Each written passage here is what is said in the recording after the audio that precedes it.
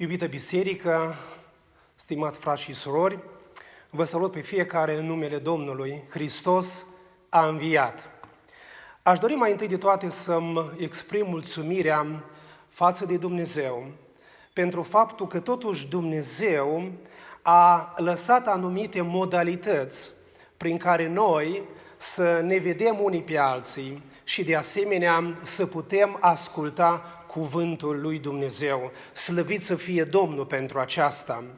M-au telefonat unii din biserică și m-au întrebat: frate Eduard, când mergem la casa lui Dumnezeu? Paralel cu aceasta și copiii mei mă tot întrebau: tată, când venim la casa Domnului? Și de fiecare dată le răspundeam: încă puțină răbdare, încă puțină răbdare și împreună vom reveni la casa lui Dumnezeu. Vom mulțumi Domnului, ne vom închina înaintea Lui și vom aduce toată slava, toată cinstea și toată gloria Domnului. Pentru timpul nostru de rugăciune, iubită biserică, aș vrea să deschidem Psalmul 5 și împreună să citim câteva versete din cuvântul Domnului, după care vom avea împreună un timp de rugăciune. Cuvântul Domnului spune în felul următor: pleacă-ți urechea la cuvintele mele, Doamne, ascultă suspinurile mele, ia aminte la strigătele mele, Împăratul meu și Dumnezeul meu, căci către Tine mă rog. Doamne, auzi-mi glasul dimineața. Dimineața eu îmi îndrept rugăciunea spre Tine și aștept, căci Tu nu ești un Dumnezeu căruia să-i placă răul. Cel rău nu poate locui lângă Tine. Nebunii nu pot stea în preajma ochilor Tăi.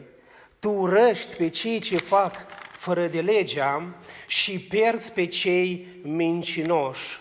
Domnul urăște pe oamenii care varsă sânge și înșală. Dar eu, prin îndurarea Ta cea mare, pot să intru în casa Ta și să mă închin cu frică în templul Tău cel sfânt. Amin.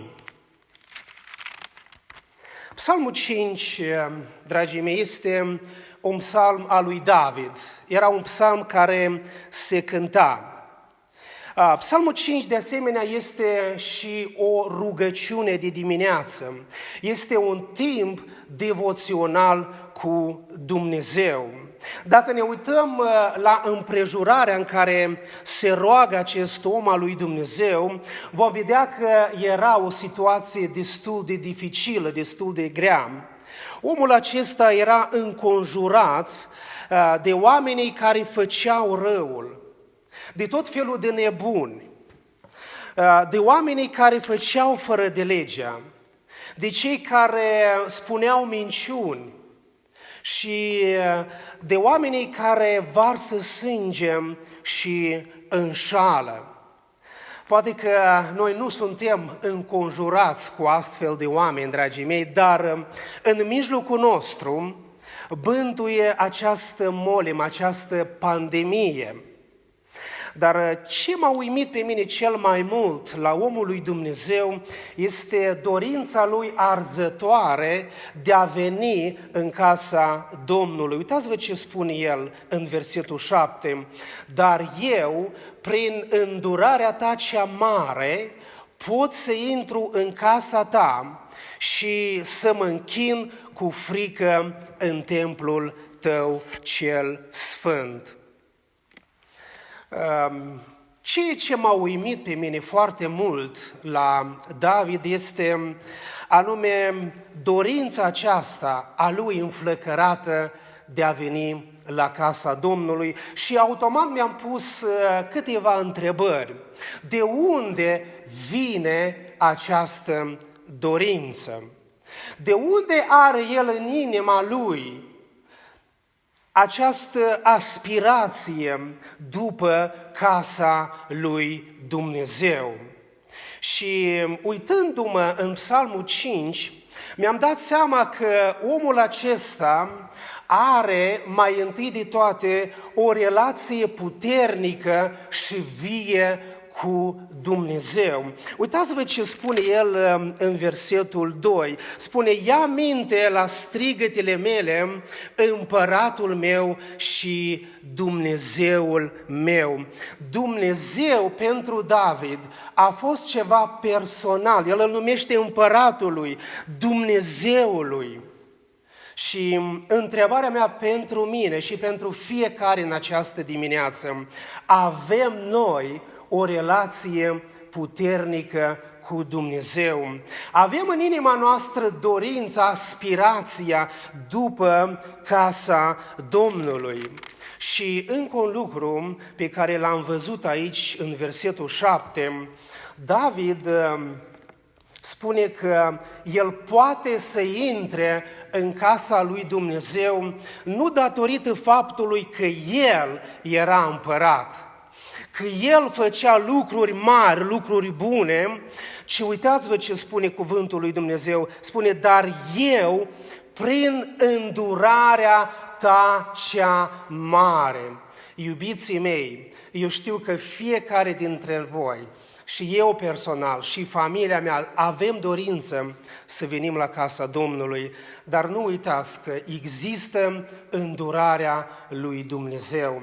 Și în această dimineață am vrea împreună să ne rugăm Domnului și să-i spunem lui Dumnezeu, Doamne, arată-ți îndurarea ta. Doamne, manifestă-ți mila ta față de noi, pentru că Tu ești un Dumnezeu al îndurării și al milei. Amin. Haideți așa cum stăm înaintea lui Dumnezeu, fiecare în odăița lui, care vrea să îngenuncheze înaintea lui Dumnezeu și împreună să venim înaintea lui Dumnezeu în rugăciune. Haideți să ne rugăm Domnului.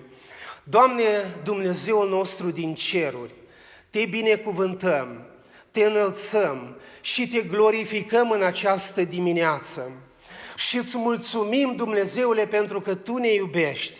Și îți mulțumim, Doamne, pentru că în așa împrejurări grele, Dumnezeule, Tu ești împreună cu noi. Dumnezeule, avem dorința de a veni la casa Ta, dar Te rugăm, Dumnezeule, în această dimineață, arată-ți bunătatea Ta, arată-ți, Doamne, mila Ta, arată-ți îndurarea Ta față de noi și ajută-ne, Doamne, ca să venim și să pășim în casa Ta și numele Tău, Doamne, să fie binecuvântat în vecii vecilor. Amin. Scumpă biserică, haideți acum împreună cu grupul de laudă și închinare să ne închinăm Domnului cu câteva cântări. Dumnezeu să fie binecuvântat!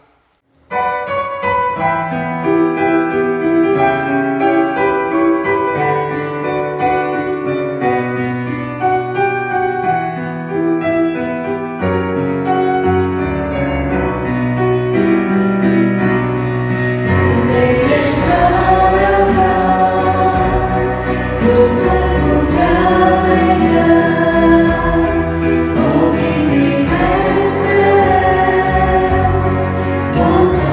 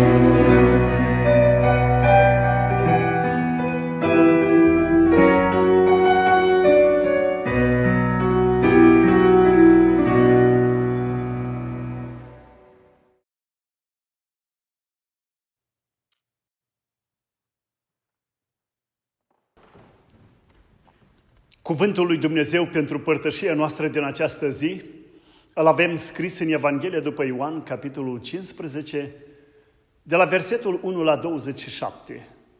Dar vom citi doar primele 5 versete. Să ascultăm cu atenție și să urmărim cuvântul lui Dumnezeu.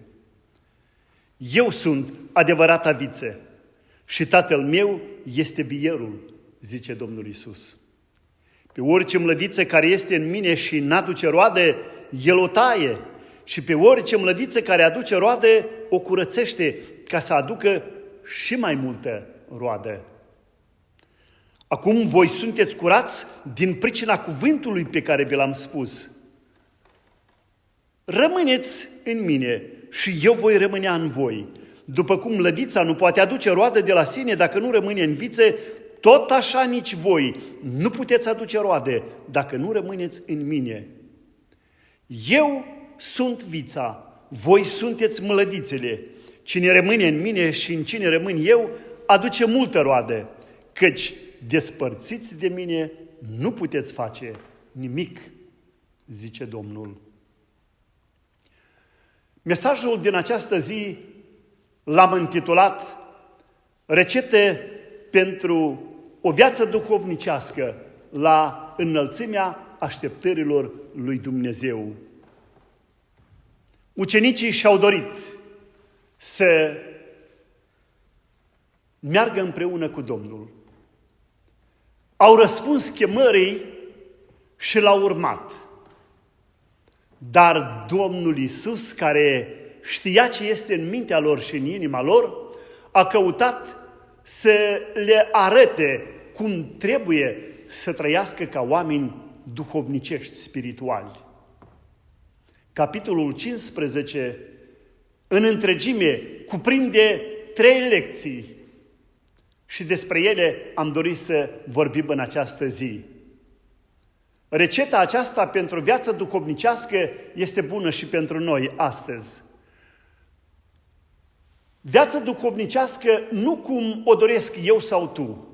Viața duhovnicească cum o urmărește și o așteaptă Dumnezeu de la mine și de la tine. Mesajul va ajuta pe fiecare ascultător să întărim prietenia noastră cu Dumnezeu, prietenia noastră cu Domnul Iisus Hristos. Pentru că în versetul 14 Iisus face această declarație frumoasă. Voi sunteți prietenii mei dacă faceți ce vă poruncesc eu. Adevărații prieteni ai Domnului sunt cei care nu doar ascultă cuvântul, ci îl pun în aplicație. Avram a fost unul dintre ei care a pus în aplicație cuvântul. A trăit la înălțimea așteptărilor lui Dumnezeu. Pentru el, Dumnezeu și cuvântul său, Dumnezeu și promisiunile lui Dumnezeu erau pe primul loc în viață. De aceea, Dumnezeu l-a numit prietenul meu. Nu știu care este înălțimea sau adâncimea vieții spirituale a fiecăruia, a ta care asculți astăzi cuvântul. Dar vreau să-ți spun că mesajul de astăzi te poate ajuta pe tine, mă ajută și pe mine să întărim prietenia noastră cu Domnul. Haideți să ascultăm cuvântul și la sfârșit, să ne facem o evaluare personală. Evaluarea stării noastre de credincios, de prieteni cu Dumnezeu, în comparație cu așteptările Domnului. Rețeta pentru o viață duhovnicească la înălțimea așteptărilor lui Dumnezeu implică 3 sfere a relației credinciosului. Prima sferă este relația credinciosului cu Dumnezeu Tatăl, cu Dumnezeu Fiul și cu Duhul Sfânt al lui Dumnezeu.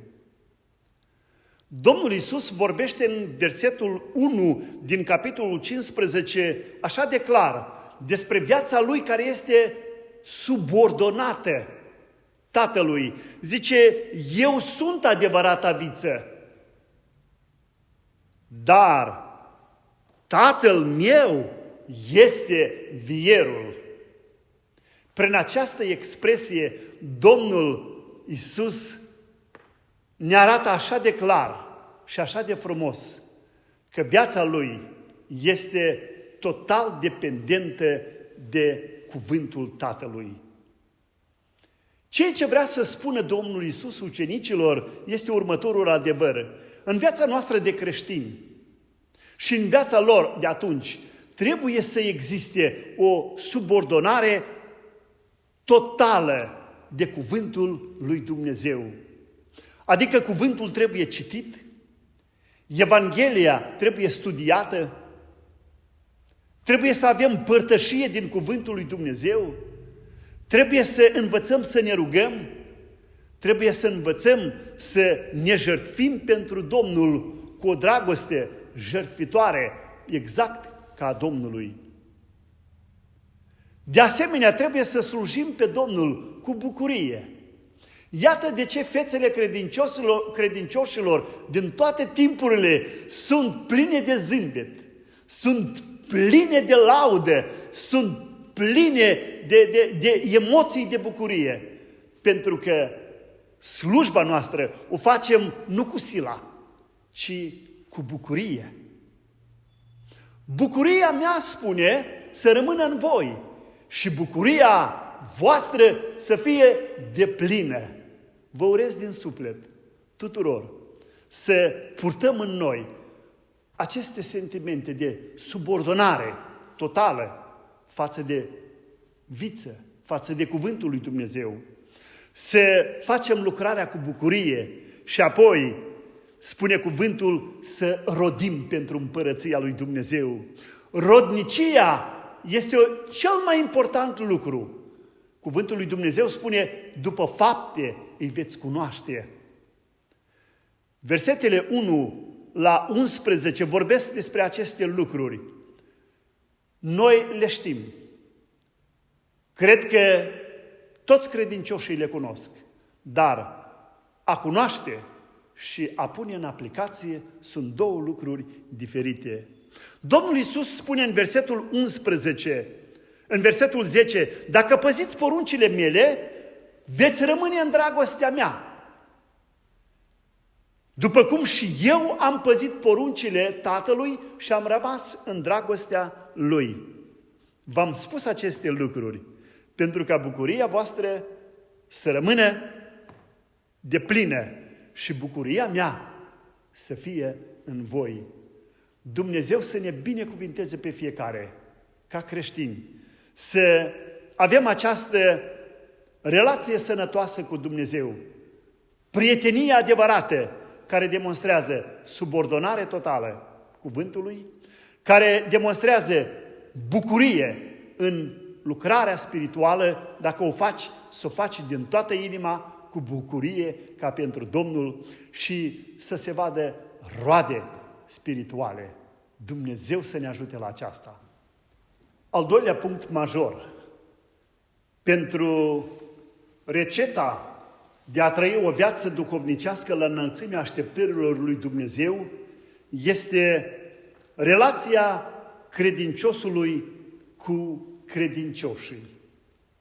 Despre aceasta vorbește Domnul Iisus în versetele 12 la 17 din Evanghelia după Ioan, capitolul 15. aceasta este porunca mea, versetul 12 zice Domnul, să vă iubiți unii pe alții cum v-am iubit eu. Un punct foarte important după relația cu Dumnezeu Tatăl, cu Dumnezeu Fiul și Duhul Sfânt, este relația noastră cu pocăiții, cu credincioșii. Și Domnul Iisus spune, aceasta este porunca în care trebuie să umblați, să vă iubiți unii pe alții. Dragostea de frați este poruncită. Este poruncă să iubești frații. Iubirea frățească, dacă este poruncită, înseamnă că trebuie aplicată. Versetul 13 spune că dragostea de frați se măsoară, are o măsură oarecare. Și măsura aceasta nu o mai găsești nicăieri în această lume. O găsim doar în Domnul Iisus Hristos. Dragoste jertfitoare. Iată de ce în creștinism altfel se trăiește. Iată de ce creștinii se ajută unul pe altul. Ei se bucură împreună și ei plâng împreună. Ei se încurajează unul pe altul și ei merg pe același drum împreună. Pentru că ei știu să țină unul la alții, ca frații. Domnul Iisus așa a ținut la noi și a dovedit o dragoste jertfitoare, o dragoste până la moarte.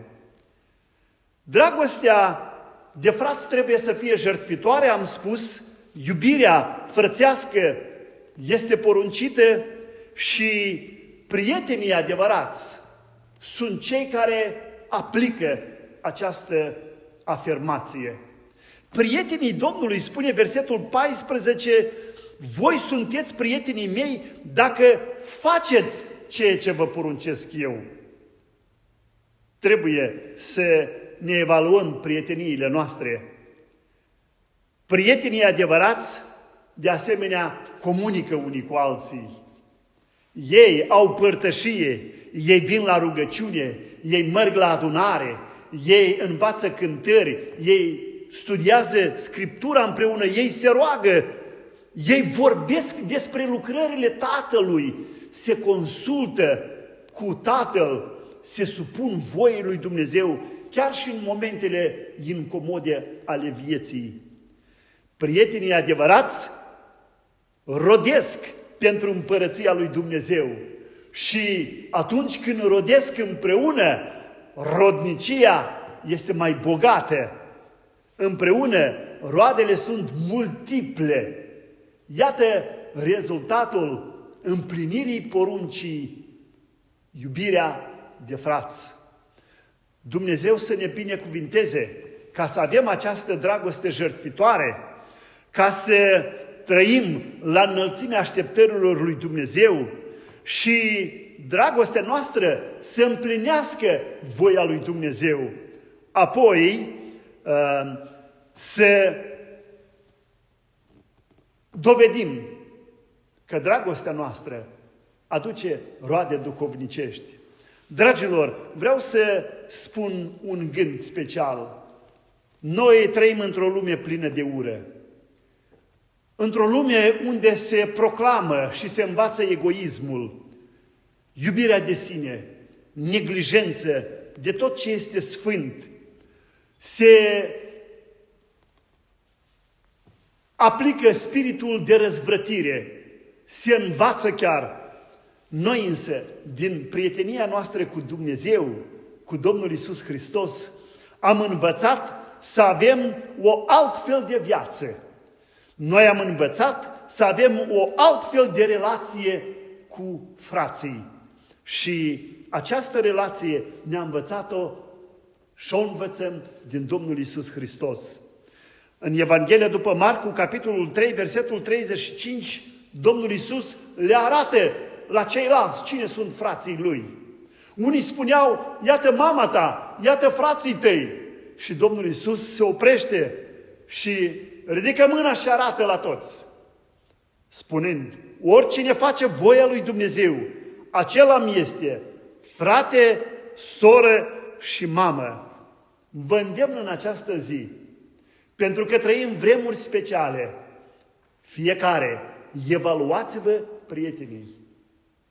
Evaluați-vă prieteniile și mai ales evaluați-vă prieteniile cu frații. Sunt jertfitoare? Sunt lucruri care te costă? Domnul Iisus ne lasă cu gândul acesta și vreau și eu să vă las cu acest gând. Versetul 14, mai citez odată. Voi sunteți prietenii mei dacă faceți ce vă poruncesc eu, zice Domnul. Ești prieten cu adevărat al Domnului dacă faci ce te învață cuvântul Domnului. Dumnezeu să ne ajute la aceasta. Al treilea punct major al recetei pentru o viață duhovnicească la înălțimea așteptărilor lui Dumnezeu l-am numit relația credinciosului cu lumea. Despre acest lucru vorbesc versetele 18 la 27. În pasajul acesta, Domnul Iisus vorbește despre relația credinciosului cu lumea. Dacă citim versetul 18, ne dăm seama că relația aceasta nu este chiar atât de îmbucurătoare.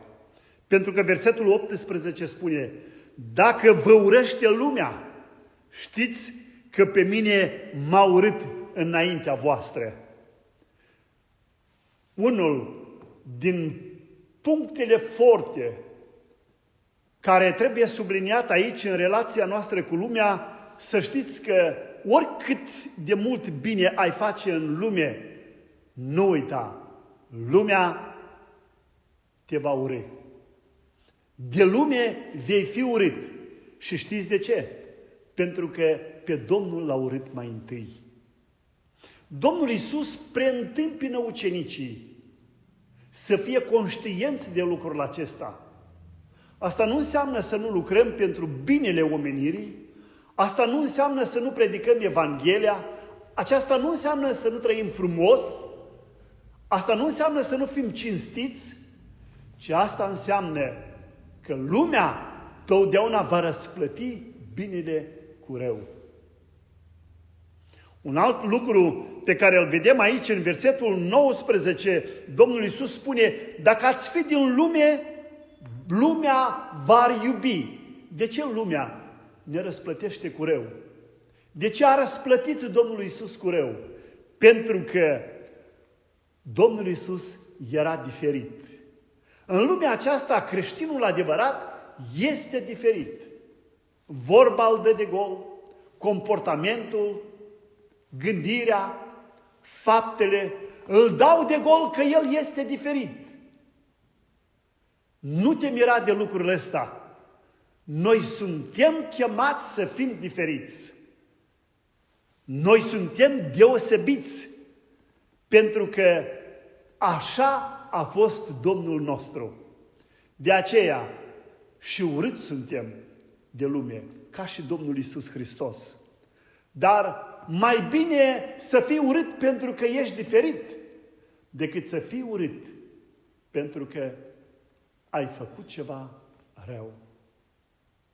Versetele 21 și 22 spun un mare adevăr.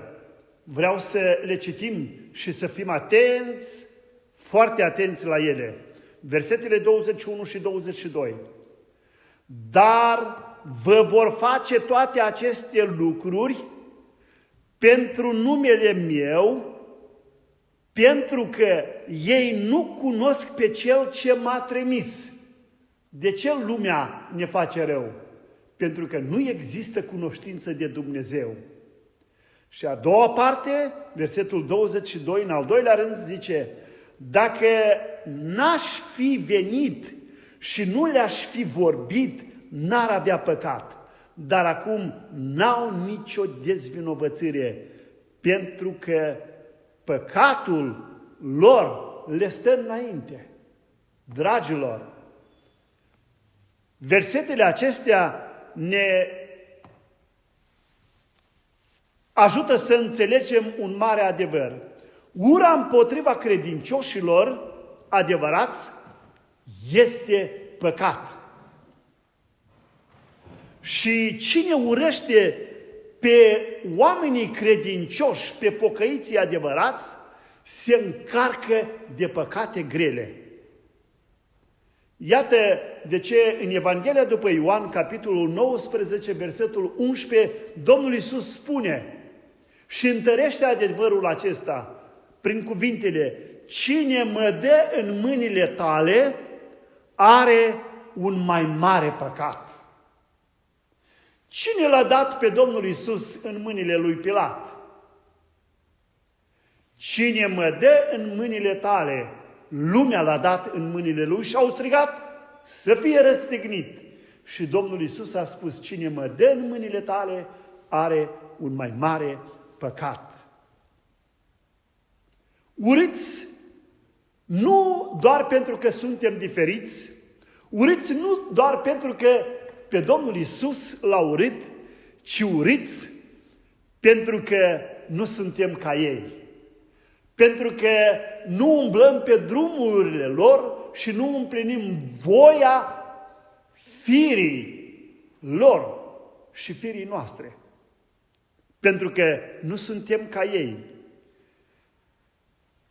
Necătind la ura aceasta mare, adevărații credincioși cu ajutorul Duhului Sfânt au continuat înainte, continuă și astăzi și trebuie și mâine, necătând la împrejurările în care ne aflăm.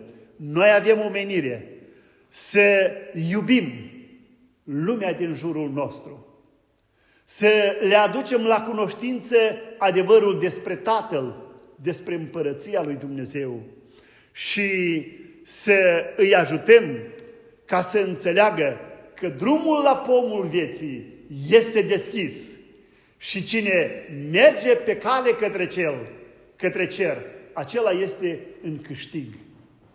Dumnezeu să binecuvinteze și să aducă multă lumină, în primul rând, în viața noastră, ca să ne cunoaștem și să ne îndeplinim menirea ca și oameni pocăiți în relația noastră cu lumea.